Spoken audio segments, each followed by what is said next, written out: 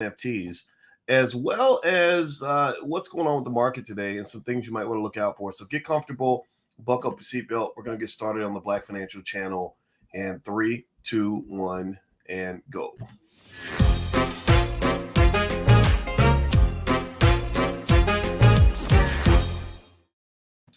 Good morning, everybody. Welcome to the Black Financial Channel. That's theblackfinancialchannel.com. My name is Dr. Boyce Watkins. I'm your friendly neighborhood finance professor.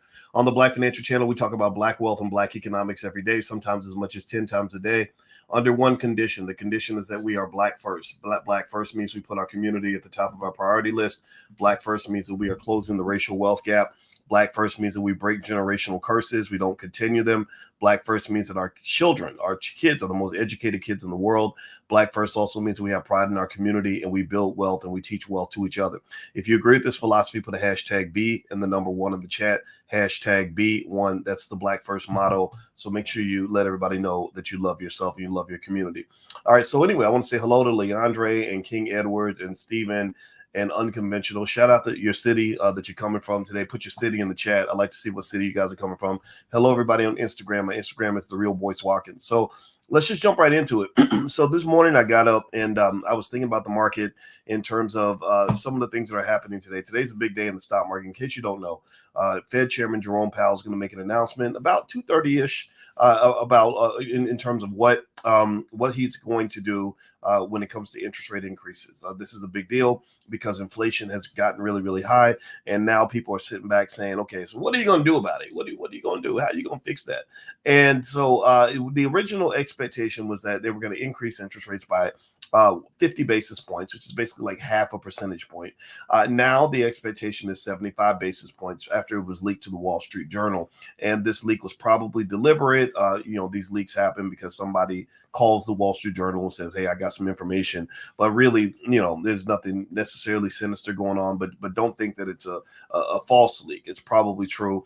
They're assessing, I think, about a 95% chance that there's going to be a rate hike of 75 basis points, which is much more aggressive than what they had before. Why does that matter? Well, because remember, when the Fed increases interest rates, that reduces, that slows down the economy, and it's supposed to tamper down inflation.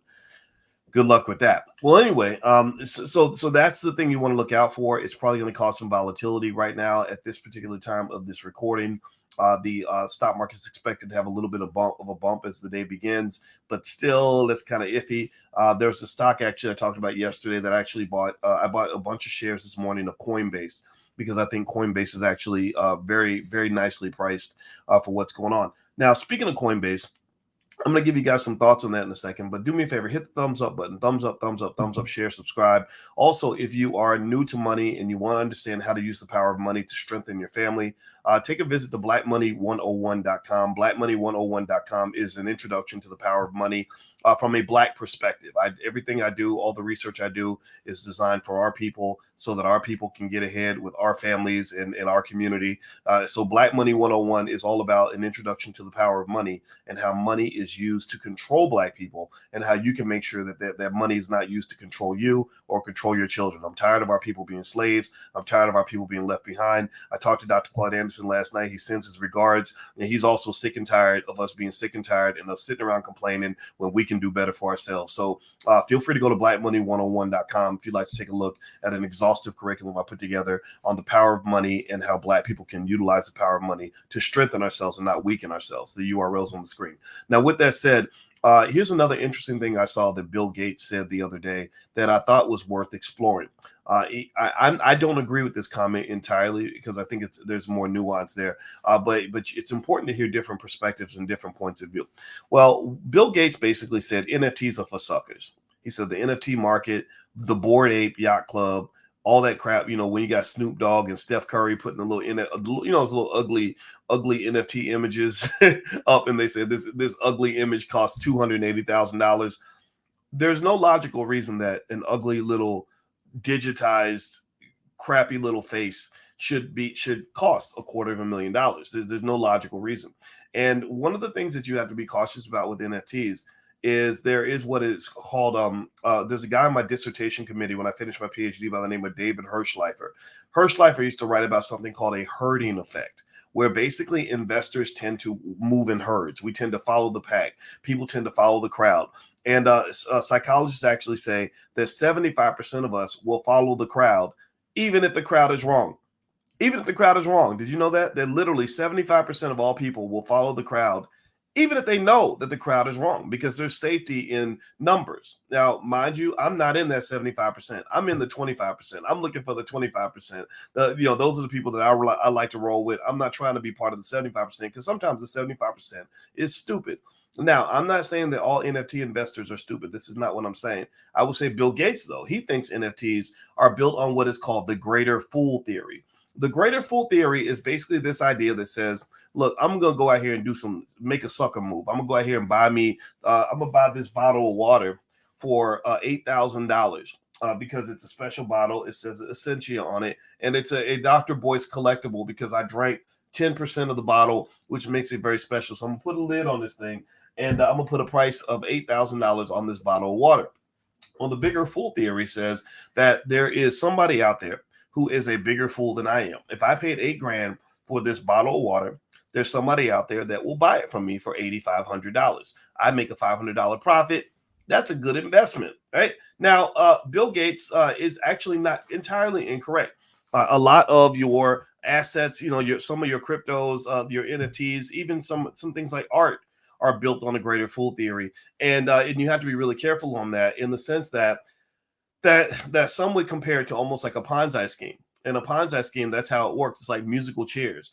Eventually, you run out of chairs. Eventually, there's somebody that gets hurt. Eventually, there's somebody holding the bag when the bag doesn't want to be held by anybody. And so he's not entirely wrong. But here's where I think there's some nuance there. When you talk about the NFT market, you're talking about something that, to me, in my view, isn't that much different from a digitized version of the art market. And if you look throughout history, the art market has always been very strong. In fact, there was an Andy Warhol painting that just got sold for $197 million. I kid you not. Now, would I pay that much for an Andy Warhol painting? Probably not.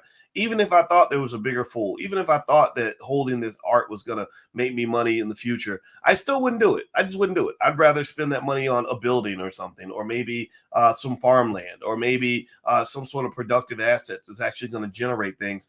And there are investors who think that way. Bill Gates thinks that way. A Warren Buffett thinks that way. That's why Bill and Warren are buddies, right? LeBron James learned from Warren Buffett. That's why LeBron James is now a billionaire, because back when he was 22 years old, he was listening to Buffett as the OG to explain to him how to get ahead. That's why I encourage all you young people, listen to the OGs, listen to the older people that know what they're talking about. If you listen to dummies your own age, and they're only going to guide you. It's the blind leading the blind. And so I don't want you to be blind. I want you to be able to see, and I want your economic goggles to be put on so you can know where the money is. So anyway, with that being said, Gates's remarks are not entirely wrong. Those remarks probably sound a little more intelligent now that the whole market has kind of collapsed. This is kind of the great reckoning right now. All of the old heads are basically looking at the market right now and saying, "Ha, I told you so. I've been warning you. I've been warning you." And they've been warning you for like 5, 6, 7, 8 years. And now this is their chance to kind of gloat and say, "Hey, I told you that the market was overvalued. I told you that bad things were going to happen." And that's fine. But the problem is that during that time, when all that prosperity was taking place and all that money was being made, that doesn't mean you can't still dip your foot in the pool and go get paid.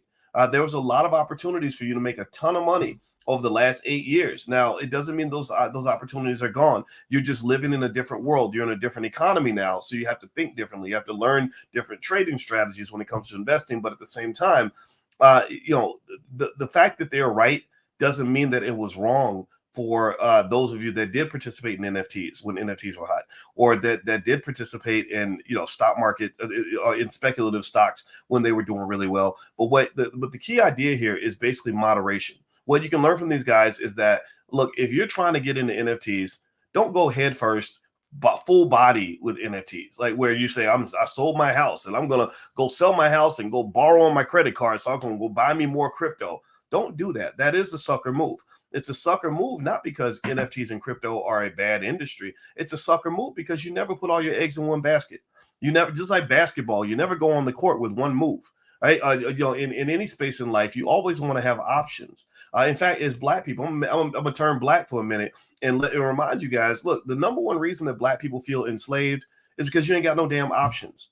They train you as a child to look for a job, and that's it. That's your only move. Your only move is filling out a job application, hoping that a wonderful white man is going to come along and offer you a job, and then you end up stuck when those jobs go away. When he says, "Hey, I don't want to fire, I don't want you around because you're a little too black, or your hair is a little too curly, or you're coming in here with a little bit too much Black Lives Matter talk, or whatever it is that you believe in," that's when you end up stuck because you got one move.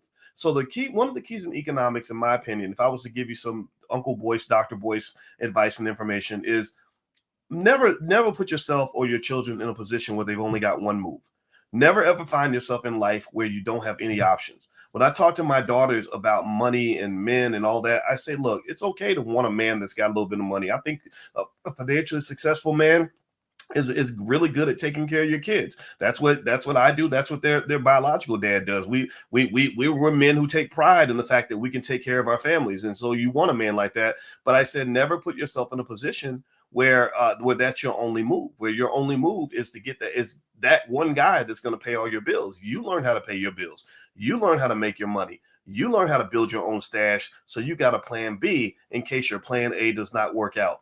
That is extremely important because that is linked to your freedom. All freedom is options. Freedom and options are pretty much the same thing. People that don't have freedom tend to be people that have no options. And people that have no options tend to actually be sad and more depressed than people that have plenty of options and opportunities and places that they can go if things get bad. So that's my 2 cents. Y'all know me. I always take it back to you in terms of how you can improve your life. But overall, I think that what Bill Gates said should not be written off. You shouldn't just listen to it and say, there are these old people go talking all old and stuff again. Remember, there's a reason why Bill Gates has over $100 billion in assets, right? There's a reason why he owns more farmland than any human being on the entire planet, from my understanding, or in the United States, or something crazy like that. Not on Earth. I think the Queen of England owns more land than everybody else or something because she stole it from Africa. Y'all know the history of that. But at the same time, guys like Buffett and Gates, they tend to have a bias against new technology. But at the same time, I think that they're missing an opportunity by being so close-minded to it all, because I do think that the Bitcoin market is very, very real. I think the NFT market is going to sustain itself. But also remember, these are very, very risky markets because you have a lot of bad players in these markets. These are new industries, and whenever you have a new industry, you have money launderers coming in, inflating the prices of assets. You have people coming in that are manipulating the market because there's no regulation. So this is why those of you who are sitting on the sideline, licking your lips saying, okay, I want to get a piece of that money, you got to be really careful, because if you go in that space where all the players that control the market are doing things that are a little bit shaky and unethical, you might be the person left holding the bag. You might end up becoming the bigger fool. And I don't want you to be a fool. I don't want you to be a sucker. I want you to be smart. I want you to be a winner. That's why we have these conversations. All right, guys. Well, I got to run out of here. As you see, I'm looking awfully fancy today because I gotta give a presentation with a corporation today. We're gonna be I'm actually talking to their black employees. And whenever I get invited to speak to a company's black employees, I always have to be on my best behavior because I ain't trying to get nobody fired by being a little bit too black. But y'all know me. I still got to be honest. And we're going to talk about black wealth today. So I got to go get ready for that presentation. I'll chime back in a little bit later on today. Make sure you subscribe, hit the subscribe button, thumbs up button, etc. If you're on Instagram, just hit the link in the bio and you can get a free copy of my book. And also you can get some investment tips and advice and information that I send out to my students on a regular basis. So feel free to visit boycewatkins.com if you'd like to become a better investor. Well, have a good day, everybody. Hit the thumbs up button on your way out. I will see you soon. I'll talk to you later. Take care now. Peace.